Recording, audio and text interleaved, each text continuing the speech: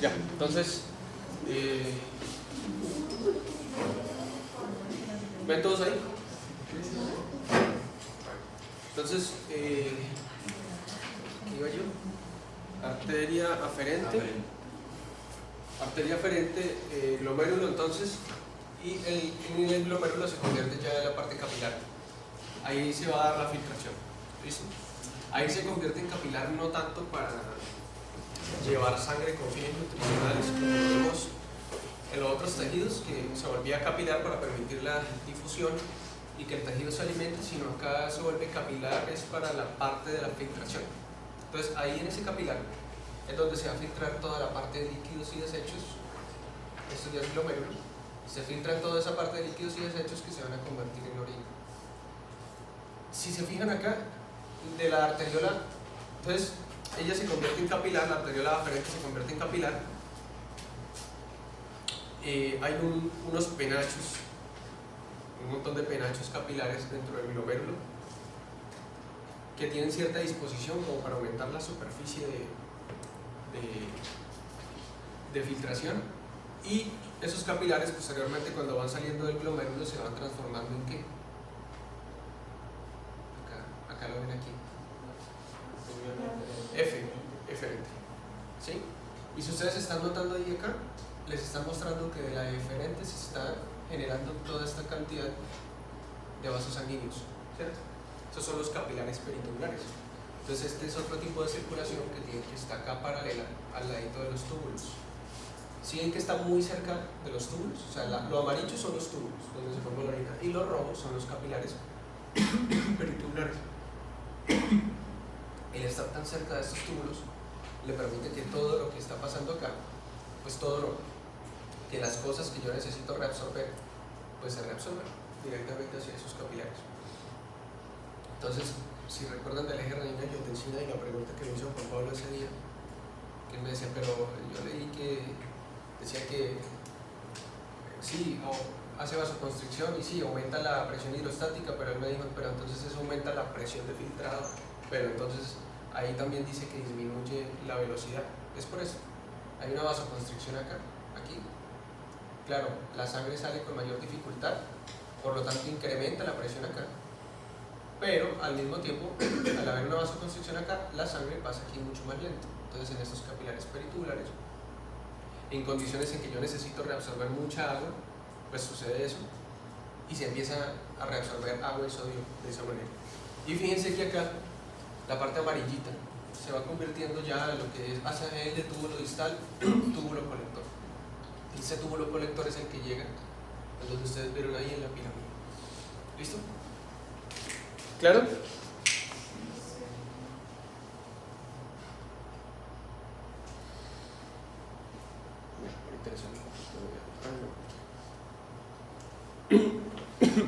Bueno, a grandes rasgos, entonces acá es donde va a suceder la filtración en esta zona. ¿Listo? El resto ya es, digamos, detalles que uno le agrega a la orina. Se filtra. Acá este líquido filtrado tiene prácticamente la misma composición del plasma, excepto que proteínas, porque al igual que en muchos capilares del cuerpo, a excepción de algunos, presenta cierta resistencia a que las proteínas se filtren. Entonces esto acá no permite el paso muy fácilmente de proteínas, salvo que haya alguna patología. Y la orina empieza a transcurrir acá, túbulo proximal, llega a ASA-GL, ¿sí? Segmento fino, segmento grueso. En cada segmento, vamos a ver en los capítulos, suceden diferentes cosas. Se reabsorbe cierta cantidad de agua, sodio, solutos en diferente proporción.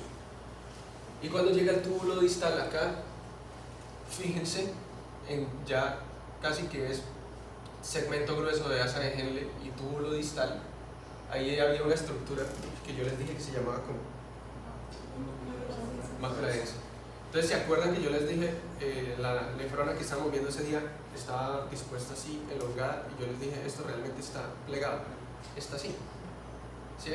Entonces fíjense que la mácula densa, que creo que aquí no está representada, La mácula densa está acá, muy cerca de la arteriola aferente y de la arteriola deferente, para poder jugar con ellos. Entonces está ahí. Y todo este líquido que va acá, entonces es sensado aquí en la mácula densa. Y ella mira qué tanta cantidad de sodio, qué tanta cantidad de cloro tiene. ¿Listo? Ustedes ven una estructura ahí que es la cápsula de Bowman. Entonces realmente es una cápsula que está envolviendo el penacho de capilares, ¿sí?, que entran al glomérulo. Sí, y ahí hay, entre la cápsula y el penacho hay un espacio. Vamos a ver. Esto es a grandes rasgos, lo vamos a mirar, no nos vamos a detener mucho en esto. La pelvis renal que vimos ahorita se convierte más abajo en ureter, y el ureter simplemente es un canal que conduce la orina desde la pelvis renal hasta la vejiga. Entonces, la vejiga es músculo liso, por lo tanto la vejiga tiene inervación autónoma. La vejiga, el músculo liso de la vejiga, ustedes leyeron ahí, se llama detrusor, y si mal no recuerdo por histología, creo que tiene una capa circular interna y una longitudinal externa, que es así, más o menos. El hecho es que tiene unas fibras dispuestas en diferentes direcciones para que la vejiga al momento de contraerse haga tanto esto, pero en todas las proporciones haya contracción.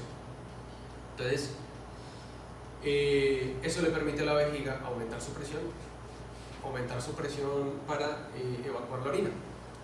Entonces, acá hay una estructura, es también músculo liso, pero digamos que anatómicamente y morfológicamente y en las cistoscopias se ve que es una estructura triangular que se ve un poquito diferente al resto del músculo, se ve un poquito más lisa, y ese se llama el trígono, porque tiene forma de triángulo.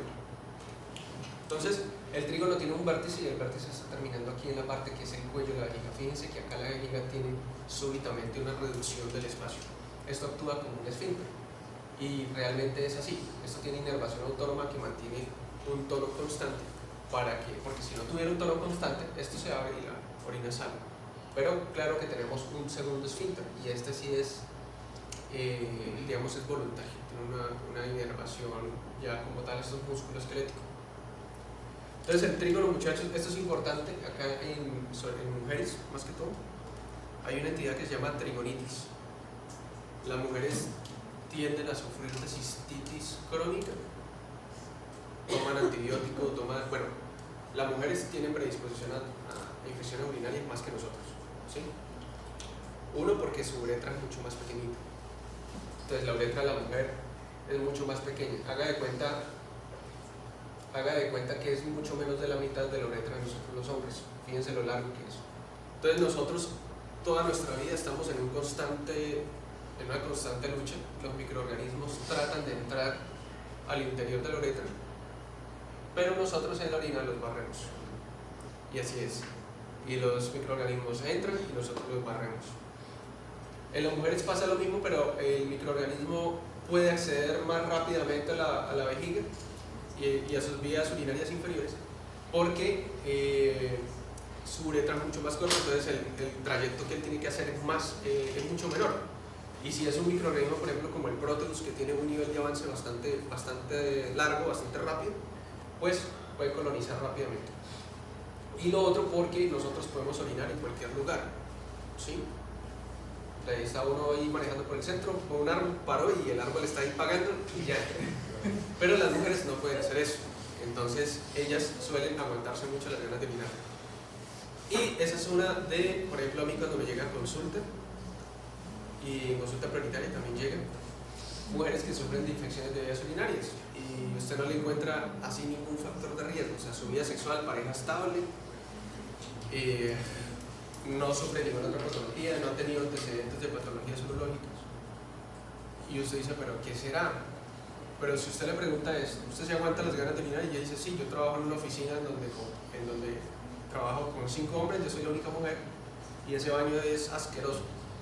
Entonces yo me aguanto las ganas de orinar hasta la hora del almuerzo, que llego a mi casa, y en la segunda jornada hasta la hora de la noche. Entonces esa mujer está mirando 2 veces en el día, o 3 veces máximo. Entonces el microorganismo tuvo todas esas horas para colonizar aquí y subir, ¿sí? Eso no quiere decir que todas las mujeres que aguanten las ganas de orinar van a tener infección urinaria, no, porque depende de muchas cosas, de la inmunidad de la persona, se han identificado que existen unos receptores, algunas personas tienen más receptores que, celulares que captan estas bacterias y entonces tienen más predisposición a que tengan esa infección. El caso es que ellas, por ser mujeres, tienen una predisposición mayor de tener infección de vías urinarias. Pero esta entidad que se llama trigonitis es la inflamación de esta zona y a veces, no siempre, es infecciosa. Entonces la mujer presenta los francos síntomas de una infección urinaria,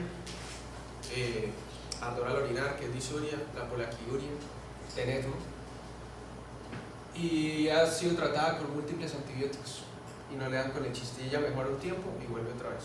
Y finalmente eso termina yéndose a urología, le hacen una cistoscopia y le encuentran acá una entidad que se llama trigonitis. A veces en una inflamación, una irritabilidad, le mandan a la mujer le mandan a quitar picante, le mandan a quitar alimentos irritantes, alcohol, también hay unos medicamentos para tratar este tipo de cosas. Y hay unas entidades que son micóticas y las infecciones micóticas son muy difíciles de erradicar. Entonces es colonizado aquí por honguitos, por hongos, y la paciente tiende a sufrir de cistitis croniana. Cuando le dan con el chiste de diagnóstico, ahí sí. Cuando hay una infección de orina normal, pues toda la vejiga está irritable, está inflamada, ¿sí? Cuando la vejiga está inflamada, pues en vez de tener este espacio que está acá, entonces ahora tiene este espacio. Por lo tanto, la paciente frecuentemente manifiesta deseos de orinar, porque ahora tiene menos espacio en su vejiga y aparte la vejiga está irritable. Entonces, con cualquier llenado se desatan los mecanismos que ustedes vieron ahí, que es el mecanismo miccional, y le dice a la parte del sistema, primero en médula, hay orina, y entonces le dice no, inhíbase un poquito, el sistema simpático inhibe la micción. Pero la paciente no puede ignorar esas ganas porque como está muy irritable, la vejiga interpreta que está demasiado llena y en ciertos momentos pudiera inhibirse el mecanismo de inhibitorio, por decirlo de alguna manera, y excitarse como tal la micción y la paciente puede orinarse. No es frecuente, pero puede pasar. Entonces, esto sucede de esa manera. Y en los hombres, como ustedes ven ahí, perdónenme, en la parte superior del trígono ustedes ven dos huequitos, ¿sí? En cada asta del trígono. Esos son los puntos donde está entrando el ureter a descargar la orina. Ahí en esa parte el músculo pues también tiende a envolver, el músculo de la vejiga tiende a envolver un poquito el ureter, y se supone que cuando hay micción, como todo esto se contraen también estas zonas para que la orina no refluya, para que la orina no pase de nuevo hacia acá.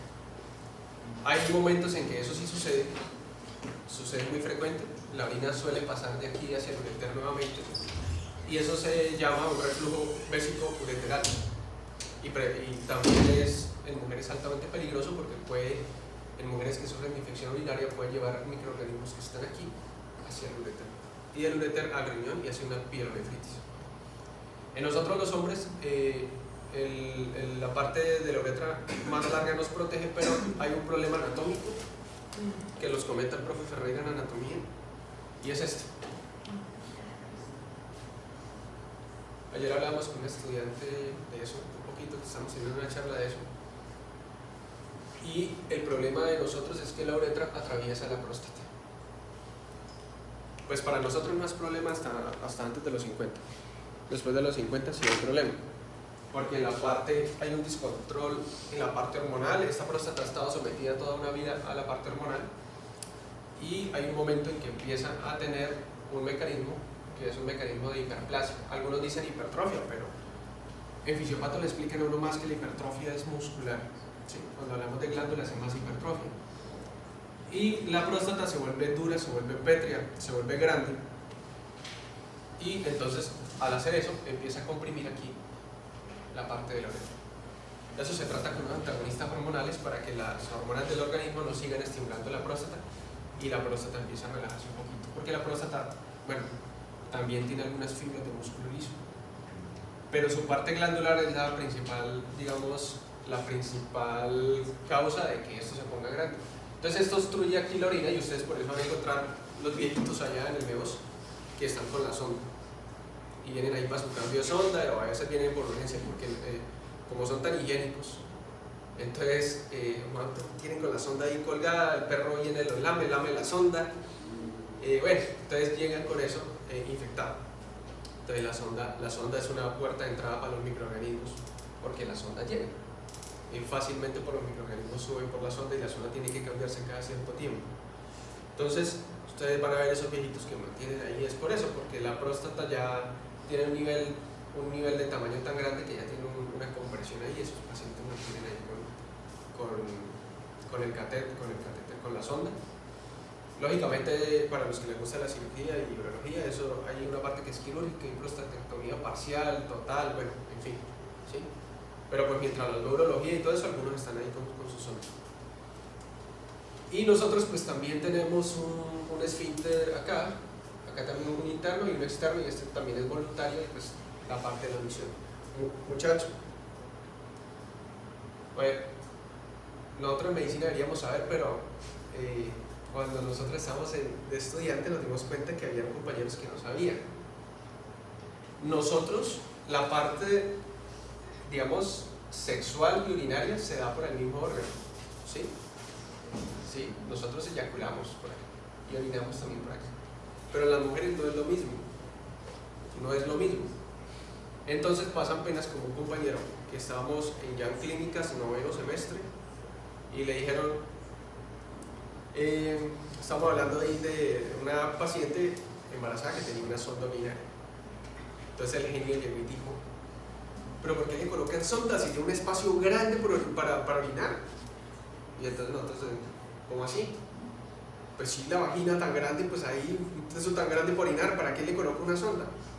Entonces, bueno, compra. Eso es diferente, ¿no?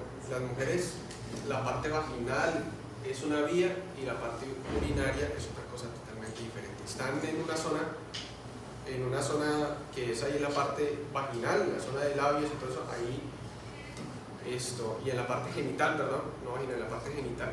Pero una cosa es la zona donde se tienen relaciones sexuales, la vía de parto, y otra es la uretra, y de hecho la uretra de ella es pequeñita. Otro genio también, le dijeron, bueno, para que aprendieran a meter una sonda urinaria en una paciente, estamos en gineco, y el marica intentando meterle la sonda por el clítoris. ¡Ay, pero eso no entra! Entonces ahí me da de chile. Y él echaba lidocaína y eso, creyendo que el problema era, pero marica, ¿por dónde? Si ahí no hay orificio, o sea, ¿por dónde? ¿Sí? Entonces, sepan eso. Hay niñas que tienen sus parejas y de pronto las parejas no son médicos, son seres comunes y corrientes. Y no tienen idea de eso. Entonces, explíquenles que esas son dos cosas diferentes. Y cuando no lo saben y se enteran, eso es como que hubieran descubierto que cuando creían que la Tierra era plana y vieron que era redonda, se dan cuenta, eso es una revelación. Entonces, explíquenle eso, niñas.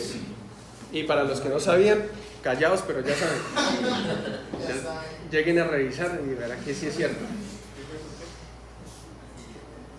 En ellas, ustedes miran ahí en la parte donde está la zona de los labios, ustedes miran labios mayores, labios menores, ustedes van a encontrar ahí las estructuras. ¿Sí? Ustedes se encuentran ahí clítoris, se encuentran ahí una partecita que a veces es muy incipiente, no se nota mucho, pero ustedes la detallan y esa es la uretra. Entonces ahí es. Por eso en ellas también las relaciones sexuales es factor de riesgo también para infecciones de vías urinarias. El trauma del roce puede generar infecciones de vías urinarias. La parte de la inervación, ustedes se dieron cuenta ahí, más que acá sí vías detalladas, más lo que quiero que entiendan es que hay una inervación simpática que tiende a ser más que todo inhibitoria, ¿sí? Inervación simpática bloquea la admisión, entonces lo que hace es que le dice al detrusor, relájese y fortalece un poquito acá la zona del esfínter, el interno, sí señor. Entonces, al hacer eso, le dice tranquilo. Le llegan señales de que la vejiga se está llenando, pero el simpático dice, pero no, listo, todavía no está tan lleno. Empiezan, se está llenando, tengo ganas de orinar, pero él dice, no, todavía lo aguanta. Y el paciente conscientemente dice, no puedo ir a orinar todavía. Entonces el simpático dice, listo, no, vamos a orinar. Cuando está el momento de orinar y tengo el momento para hacerlo y la vejiga hay una cantidad de orina lo suficientemente grande, pues entonces sencillamente el parasimpático ahí se actúa y entonces lo que hace, se viene acá una ramita para acá y otra viene para acá. Entonces lo que hace es que le dice al detrusor, listo, se contrae y se relaja aquí el esfínter para que salga la orina, y al mismo tiempo le dice por medio del pudendo al esfínter externo, que es voluntario, le dice relájese. Y el otro es el mecanismo que yo de pronto puedo tener ganas de orinar o puedo de pronto no tener ganas de orinar, pero digo, voy a ir a orinar. Y entonces conscientemente hago una compresión de mis músculos abdominales, ¿sí? Y al yo tomar la decisión consciente de orinar, pues el simpático se queda quieto, ¿sí? Y acá actúa un poquito más el parasimpático. El simpático se queda quieto, pero de manera consciente por la fuerza de mis músculos abdominales. Contraigo, al hacer eso, estimulo el detrusor también se contrae. Y acá en la parte simpática se inhibe el esfínter y yo también inhibo conscientemente el esfínter. Entonces, que tengan claro es el simpático inhibe la micción y el parasimpático la estimula. Hay algunos, no sé, sí, yo les comenté, creo que se deriva aquí el plejo sacro, esto se deriva del plejo sacro, y por ahí algunos nerviositos, no me acuerdo si se derivan de acá del pudendo o eran independientes, que yo les mencioné los erectores de Eckhart, la parte de la erección en el hombre, pero hay otros acá que inervan la parte de la zona anal, y se ha visto que se comparte un poquito de inervación parasimpática de la zona miccional con la zona anal, y por eso algunos pacientes cuando van a defecar tienen sensación, orina, tienen ganas de orinar, por esto, y pues por la compresión de los músculos abdominales a nivel general. Acá reflejo, para mostrarles el reflejo aquí, ureterorrenal, creo que se llama. Entonces, lo que hay es lo que yo les mencionaba ayer, hay un cálculo aquí. Fíjense que el cálculo está enclavado en el ureter, ¿lo ven ahí? Y si ustedes ven acá, pues está ocupando gran parte del espacio del ureter, pero fuera de eso, también el ureter es músculo liso, entonces tiene una especie de reflejo que cuando tiene alguna obstrucción, trata de hacer esto y se cierra. Entonces ahí se forma inflamación, se forma obstrucción, y si aumentara la tasa de filtrado glomerular, pues todo ese líquido se queda acá, que era lo que yo les contaba ayer con la cerveza. Entonces hay un mecanismo donde cuando hay esto es sumamente doloroso, hay dolor, se activa el sistema simpático a nivel general. El paciente literal en estos casos llega con taquicardia, ¿sí? Llega con taquicardia, llega con aumento de la presión arterial. Entonces lo que hace acá es que dice, bueno, tenemos una obstrucción, envía señales a la parte renal y le dice disminuye la tasa de filtrado glomerular, ¿sí? Más que todo actuando en la arteriola aferente. Entonces le dice redúzcase un poquito para que entre menos líquido porque tenemos una obstrucción, y sucede eso. Pero ¿qué sucede? Que esto también, entonces ¿qué pasa? Los mecanismos compensadores y el ser humano embarrándola siempre, y empieza entonces a tomar cerveza, aumenta su bulimia, y bueno, dice, bueno, sí, tenemos que disminuir la tasa de filtrado glomerular porque tenemos una obstrucción, pero es que el paciente está aumentando la bulimia. Entonces, ¿qué hacemos? ¿Disminuimos la tasa para no afectar esto? ¿O aumentamos la tasa porque el paciente está entrando en una hipervolemia y tenemos que evacuar eso? Entonces, finalmente, terminamos dañando los mecanismos compensadores. Esto puede volver a filtrar un poco bastante, y esto se llena de líquido y el paciente hace una hidronefrosis. Y eso duele incluso aún peor. ¿Listo? ¿Pero qué dolería, profe? Duele. Pero...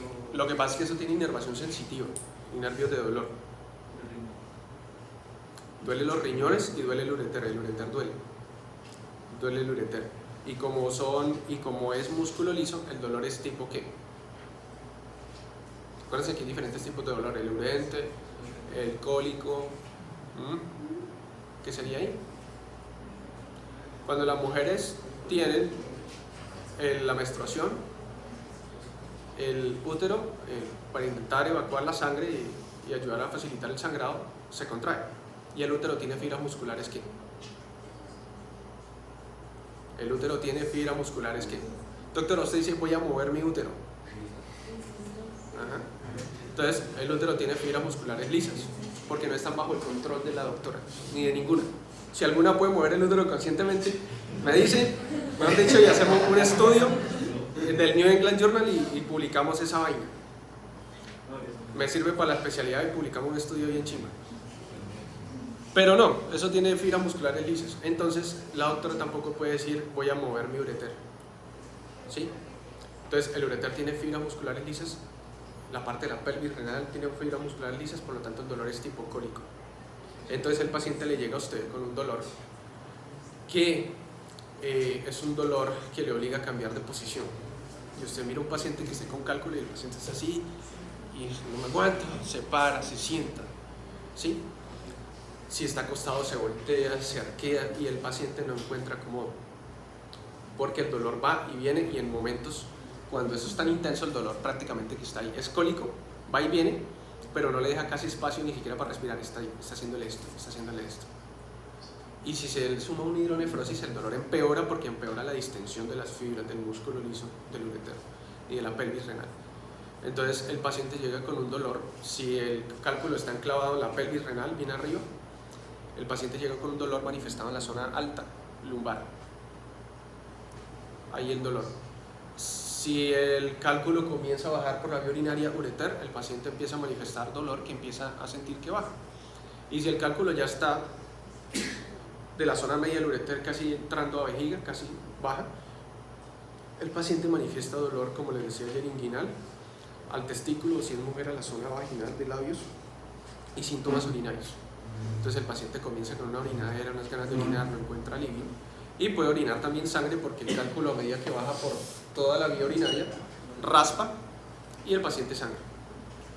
Entonces puede presentar eso, y eso es sumamente doloroso. Algunas veces les va a llegar a un paciente con dolor en la zona de la fosa ilíaca derecha, porque el ureter tiene esta disposición, entonces duele. Entonces la principal diferencia entre eso y un apéndice, una apendicitis, ¿cuál sería? Para los que quieren cirugía general. El síndrome de McBurney más que todo, eso. Pero el síndrome de McBurney probablemente, si el paciente tiene dolor referido en esta zona y el cálculo está en esta zona, si yo toco ahí, le va a doler. ¿Qué otra cosa por la clínica? Sí, yo creo que sí. ¿Cómo? La disuri, ¿Quién dijo? Mateo. Sí, los síntomas urinarios puede ser una forma de diferenciarlo. ¿Qué otra cosa? Creo que no estoy mintiendo, Mateo, hoy de pronto léanlo, pero creo que hay algunos casos de apendicitis en donde algunos pacientes han referido también síntomas urinarios y diarrea. Creo que no estoy mintiendo, revísenlo y si lo encuentran por ahí me cuentan el martes, el miércoles. Bueno, una de las principales, muchachos, es el dolor. Ustedes ven a un paciente con apendicitis y es muy diferente a la clínica realmente a un paciente con cólico renal. El paciente con cólico renal está moviéndose y cambiando de posición, y el paciente con apendicitis está así y no quiere que nadie lo toque, ¿sí? Está acostado en una cama en una sola posición, ojalá fuera en posición fetal, tratando de acercar las zonas de su cuerpo. Si él estira las piernas, siente que el dolor empeora, o si hay cambios de posición, él quiere estar quieto porque hay una inflamación.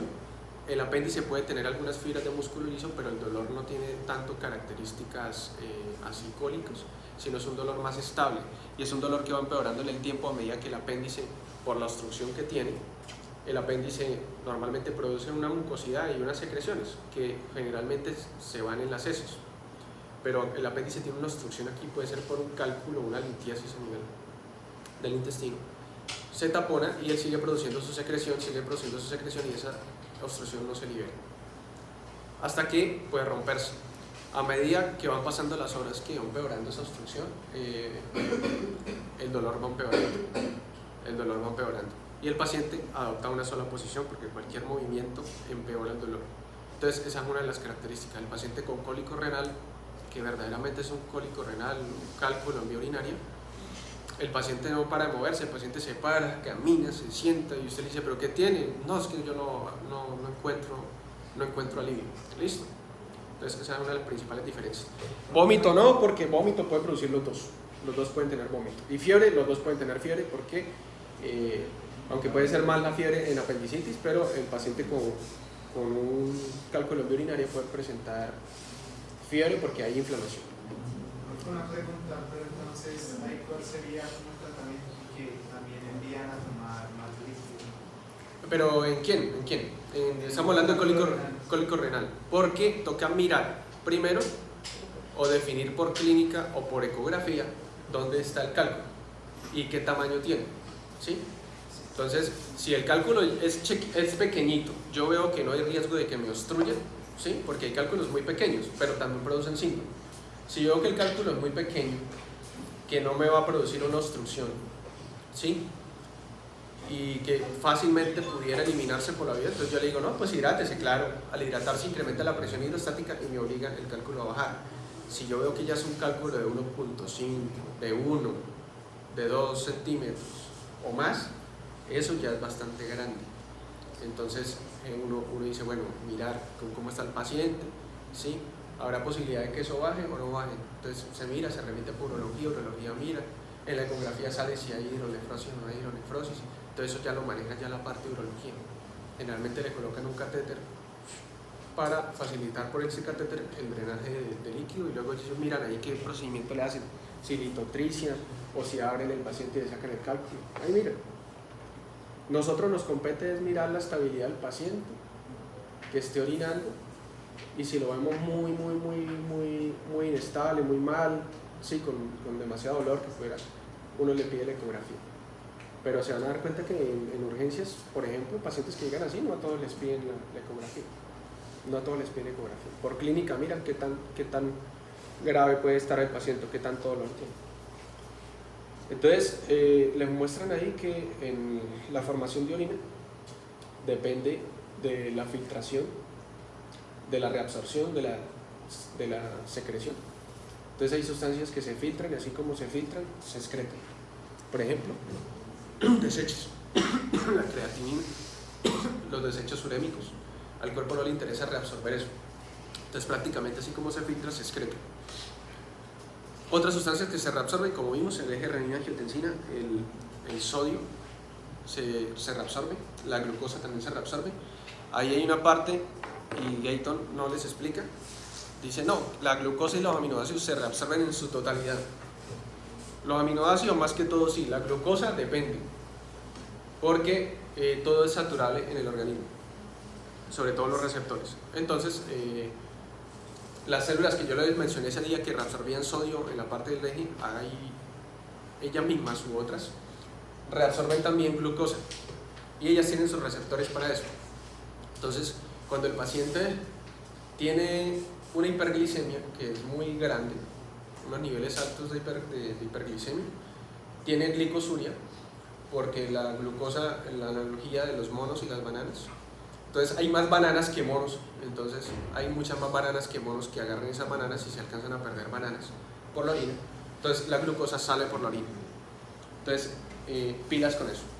Y lo otro pues son las sustancias que se excretan o se secretan, que también la parte de desechos también lo hace, y algunos metabolitos de los fármacos que al cuerpo no le interesa conservar. Entonces la orina está formada por eso. Ese grafiquito pues le muestra. Bueno, fuerzas de Starling, ahí nuevamente en el capilar glomerular les dicen que la filtración obedece a las fuerzas de Starling, lógicamente. Hay una presión.